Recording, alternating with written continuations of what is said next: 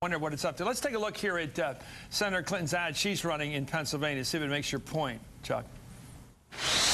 I'm Hillary Clinton, and I approve this message. Barack Obama said that people in small towns cling to guns or religion as a way to explain their frustrations. I was very insulted by Barack Obama. It just shows how out of touch Barack Obama is. I'm not clinging to my faith out of frustration and bitterness.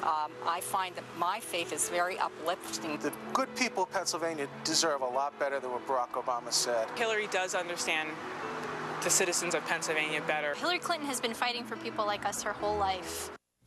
I think that last guy voted in Jersey. Anyway, the guy with the beard. Let me ask you, John. Do you think that ad works? I really don't, Chris. I mean, I think that ad is the kind of ad that David Garth was making 30 years ago, and it is very emblematic and representative of the kind of politics that Senator Obama has been fighting against and that Senator Clinton seems to be clinging to.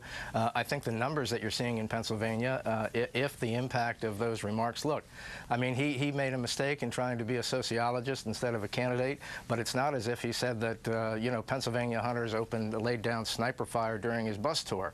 I mean, it wasn't a lie. It was a misspeak.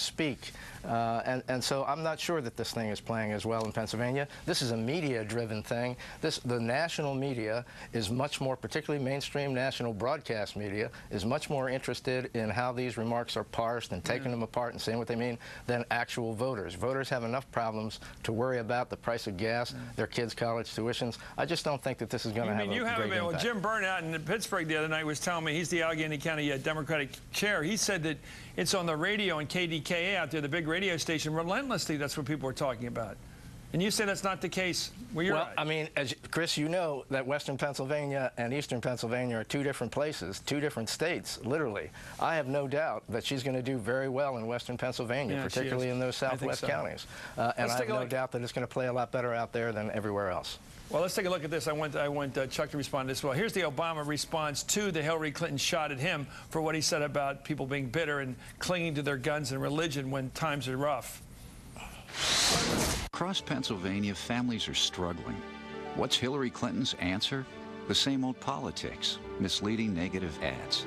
The truth? It's Barack Obama who's taken on the oil companies, worked to strip away their tax breaks as they run up record profits and demanded higher gas mileage standards. And Obama's the only candidate who doesn't take a dime from oil company PACs or lobbyists. And that's change we can believe in. I'm Barack Obama, and I approve this message.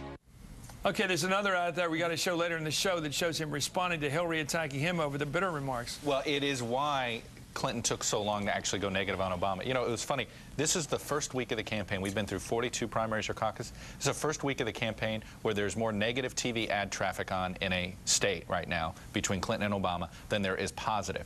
For the longest time, the Clinton campaign feared going negative against him because of the way he can respond, which is always, that's the old politics. That's what I'm running against. So it played in. The idea was it played into his message. But look, I think that she went negative with the man on the street ad because man on the street is usually the safest way to go negative on somebody because it's not in her own voice. It puts it in other people's voices. They can usually work a little bit better, and they're seen as softer negatives. It doesn't look like you're using a sledgehammer. By the way, it doesn't seem like soap commercials. I mean, those people sound like they're saying what they believe. They're not actors. These aren't dramatizations. These are real people. Right, and that's always where Even though one of them, I think, voted in New Jersey. Anyway, thank you very much, Chuck, Todd. Thank you, John, for joining the show. We hope to have you back.